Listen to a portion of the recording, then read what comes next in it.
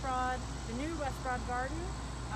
So we're just located right off Waddell and Rock Springs. This is also the site where we're going to have our farmers market. It's going to be over in the parking lot, but this space will also be a community garden as well as space, recreational space for our market.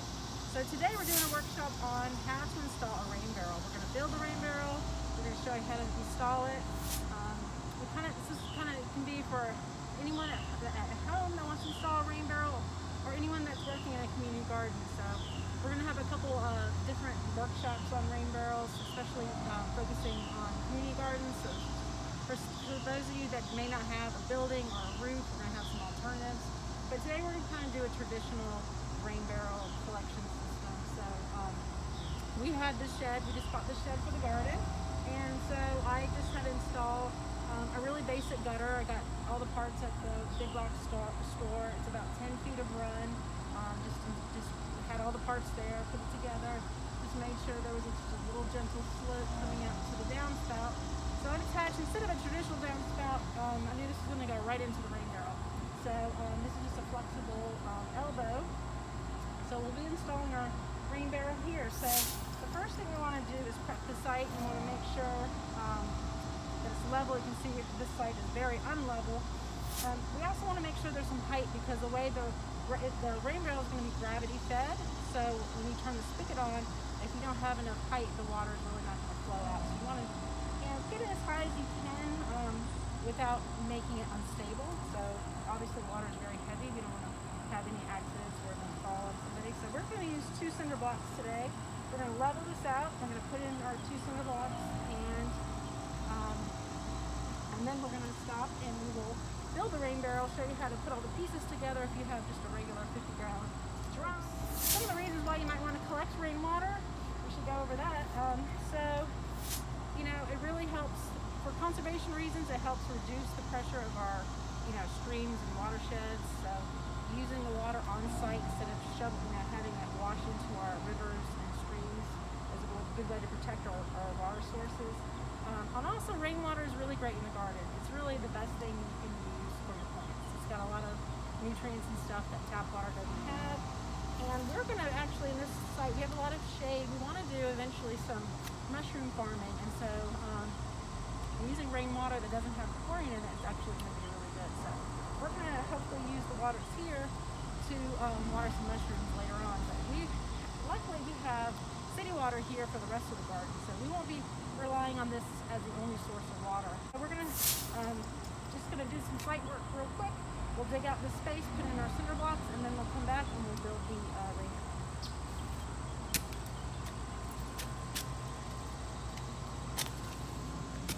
Also, you want to kind of make sure, I should have pointed out, that you want the rain barrel, to kind of come straight down. If you're at a house, you're gonna want it to kind of almost touch the back wall.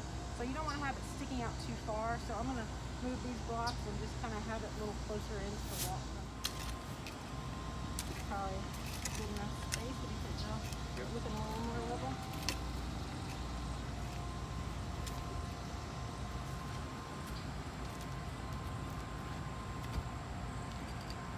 Then we'll come back and we'll kind of backfill all that into place. But that's nice and level, so it's a good base for the barrel. Okay, so now we're going to assemble the rain barrel. So we're working with a rain barrel that somebody purchased and started to make into a rain barrel. So there's a couple things wrong. We've kind of had to deassemble it. So one of the things is they have the spigot kind of rather high. So you really want to put the spigot about 2 inches below the bottom. And that's another reason why we want to have that elevated, so that you can have access under there. But you really want to be able to drain this whole barrel. And you're going to want to drain a couple times a year. If any sediment comes in through your gutter system, that's going to collect to the bottom, and you want to be able to clean that out really well. So if we had it up here, we'd only be able to utilize this much of the water. So we want to maximize our usage. So we want to put the spigot as low as possible.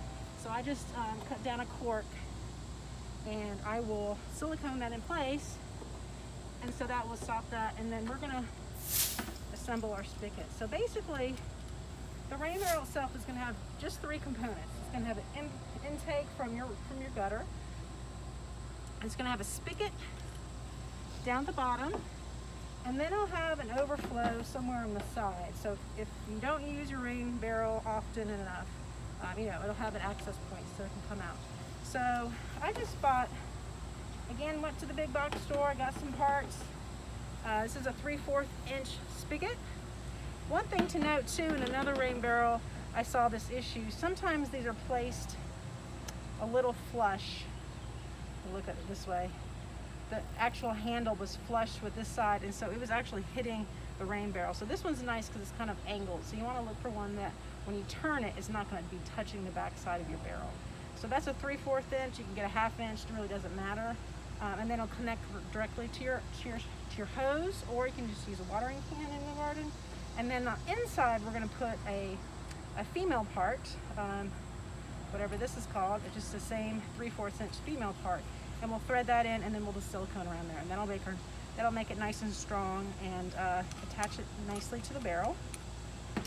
And then the same thing, we'll drill a hole 1/2 inch on the outside, a male part on the inside.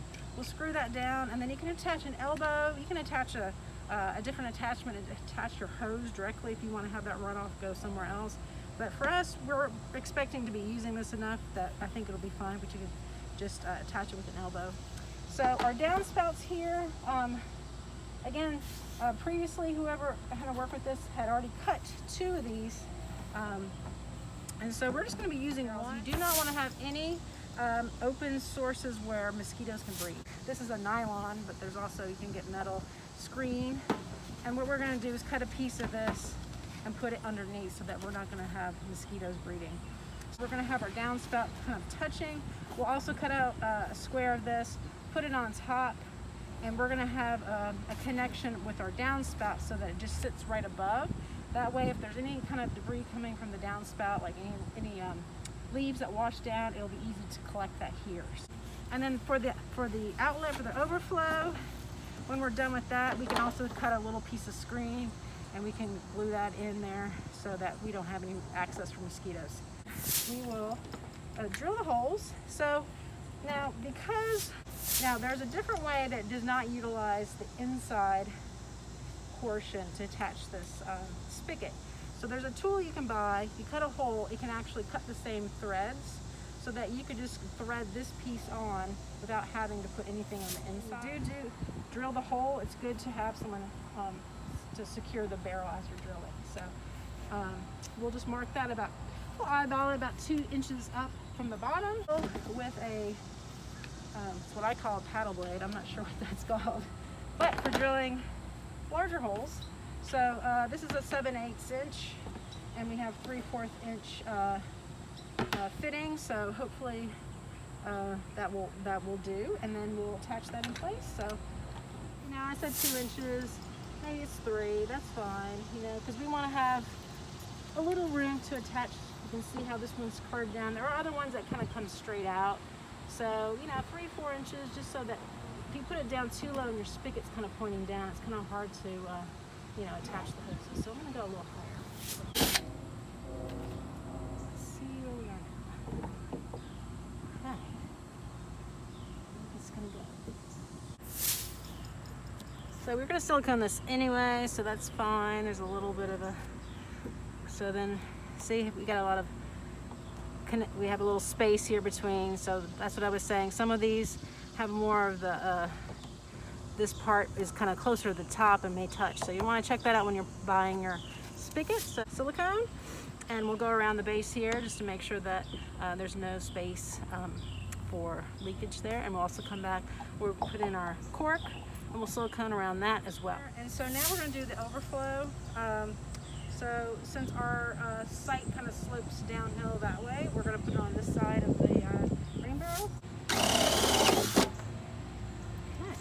so we have on this one 2 pieces.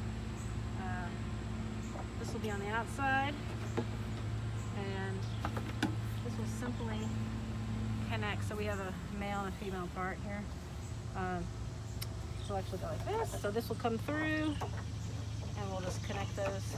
Just simply screw those down, tighten that, and then, like I said, you can add an elbow here, you can add a connection for your hose here. You just want to have some way for the water that's going to overflow if you don't use it. Some screening so we don't get mosquitoes.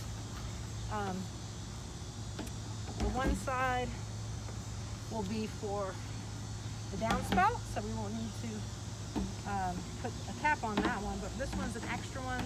Since we're reusing this barrel, we'll put some screen on this one, and we'll put a piece of screen over the top of this, and we'll probably screw this down in place.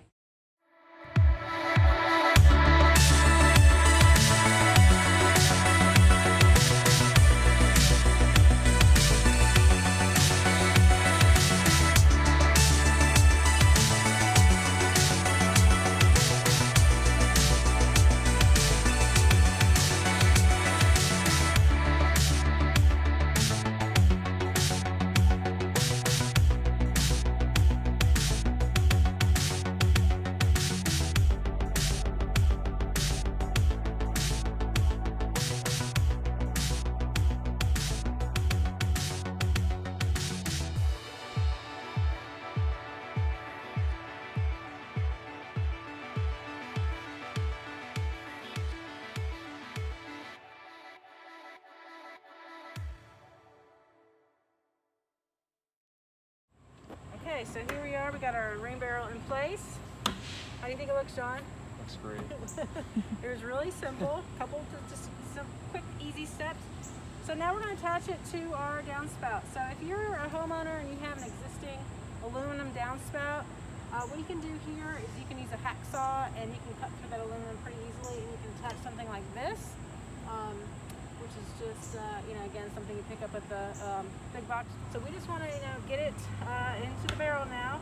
We want to, I don't have a gutter guard up there, so there will be some debris that'll collect. And so what we're going to do is attach these brackets to the barrel, and then we'll attach the downspout to the brackets with something like a zip tie, so that we can easily take this off. If we have a big mound of leaves, we want to be able to clean that out really easily. So I think that's going to work well for this situation. I've read other places, if you're in a community garden and you have raised beds, you need about 1 barrel per bed. That's like a standard 4x10 bed. So think about that if you don't have a water source in your garden and you're trying to estimate how many barrels you might need. Of course, it all depends on how much rainfall you have. Another thing to note is that you're here in Athens, Georgia, and it's perfectly legal to use a rain barrel, but there are places in the United States that it's not allowed. So make sure you check with your local municipality to see if it's legal. I know a lot of places in California you cannot harvest during rainfall. So make sure you check that out first. And if you have any questions, leave it in the comments below, and I'll get back to you. If you want to reach me directly at the Athens Land Trust, my email is Cameron, C-A-M-E-R-O-N, @athenslandtrust.org. Like I said, this is going to be the site of our new farmers market, the West Broad Farmers Market. Right now we're just online, but once we get to a safe place and we can have a farmers market, please come out and visit us. We are operating between May and December every Saturday, and right now we can, like I said, order online or and pick up here on Saturdays. So we hope to see you then. If you have any questions, again, just feel free to reach out to me directly or leave a comment. Thank you, John, and thank you, Kalia, for being our filmmaker today.